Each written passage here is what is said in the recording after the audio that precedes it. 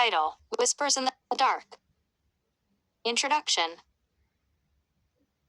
In the quiet town of Eldridge, Maryland, where the trees whispered secrets and the fog rolled in like a shroud, a peculiar phenomenon began to plague the residents.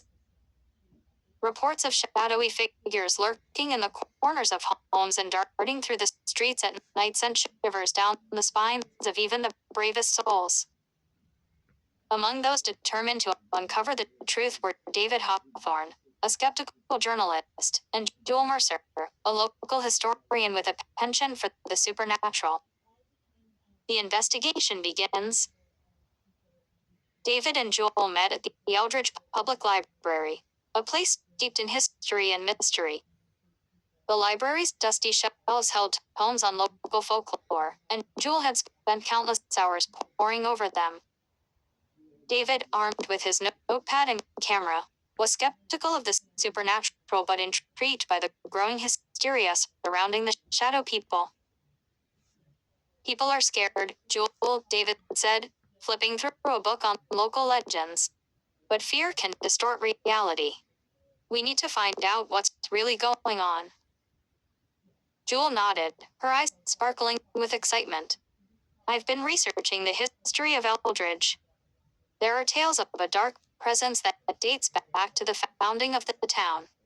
We should start by interviewing the witnesses." The first encounter. Their first stop was the home of Mrs. Agnes Wilkins, an elderly woman who had reported seeing a shadow figure in her living room. As they entered her quaint, cluttered home, the air felt heavy, as if the walls themselves were holding their breath. "I saw it right there," Agnes exclaimed, pointing to a corner where the light barely reached. It was tall and dark, with no face, just a shadow. David raised an eyebrow, jotting down notes. "Did you notice anything unusual before or after the sighting?" Agnes shook her head, her hands trembling. "Just a feeling of dread. It's been getting worse. I hear whispers at night."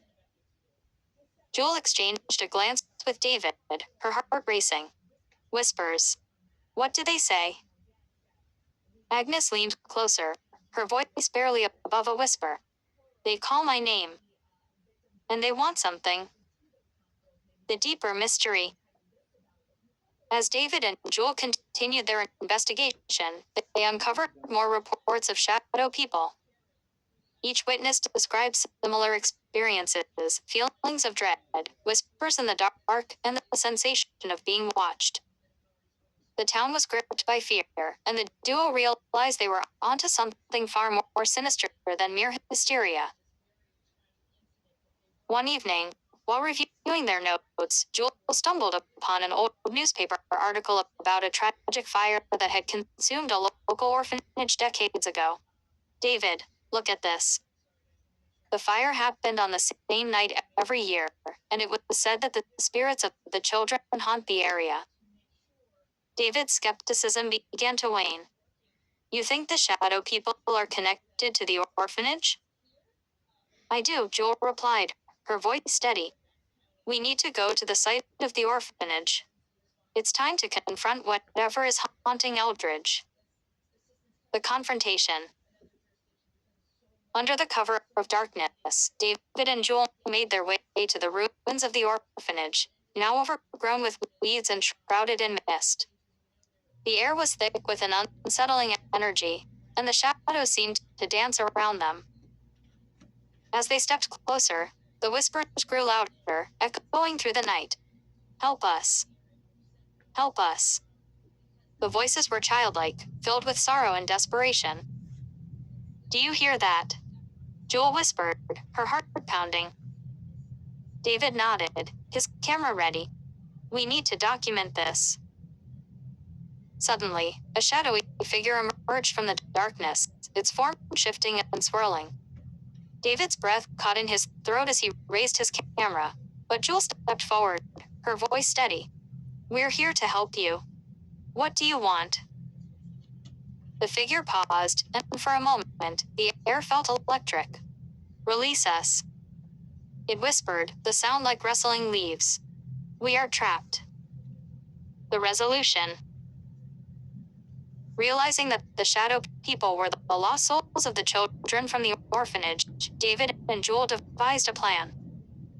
They would hold a memorial service in the town square, inviting the community to remember the lives lost in the fire. They believed that honoring the children would help free their spirits. On the night of the memorial, the townsfolk gathered, lighting candles and sharing stories. As Jewel spoke of the children's lives, David felt a shift in the air. The whispers faded, replaced by a sense of peace. The shadows that had haunted Eldridge began to dissipate, and for the first time in years, the town felt lighter. Conclusion. With the shadow people finally at rest, David and Jewel stood together, watching the flickering candles illuminate the night. They had faced the darkness and emerged victorious, their bond strengthened by the shared experience. Maybe there's more to this world than we understand, David said, a newfound respect for the supernatural in his voice. Jewel smiled, her eyes reflecting the candlelight. Sometimes, the past needs to be remembered to find peace in the present. As the last of the shadows faded into the night, Eldridge breathed a sigh of relief, forever changed by the courage of two unlikely heroes. Alright, that was the first case that Detective David and Julie went on. It's a prequel of the mini-series of Detective David and Julie. I hope you enjoyed this series I did. If you want more, let me know and I will start working on them. But I think this is a good point to stop working with Detective and Julie. So I hope y'all had a great time on the journey.